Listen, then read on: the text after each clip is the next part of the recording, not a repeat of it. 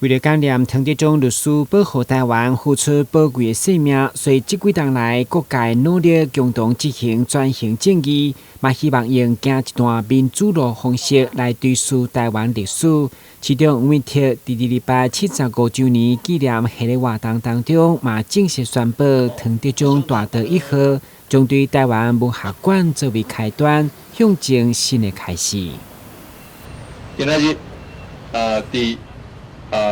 正義以及勇氣之路形成，了後，咱市政府閣要進一步來做，要將這條路要設立唐德宗大道，這個台灣文學館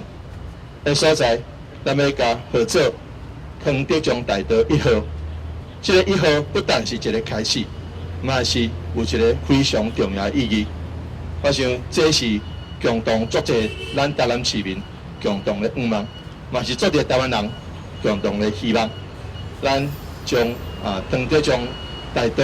甲設立起來。用路名紀念歷史，提高在地認同，雖然是真好的方向，不過因為道路改名、牽涉門牌，嘛影響用路人的習慣。民眾表示，更需要謹慎來評估，會佇符合市民方便、交通安全、甲影響上少為前提來研究辦理。台南新聞管制何超邦採訪報道。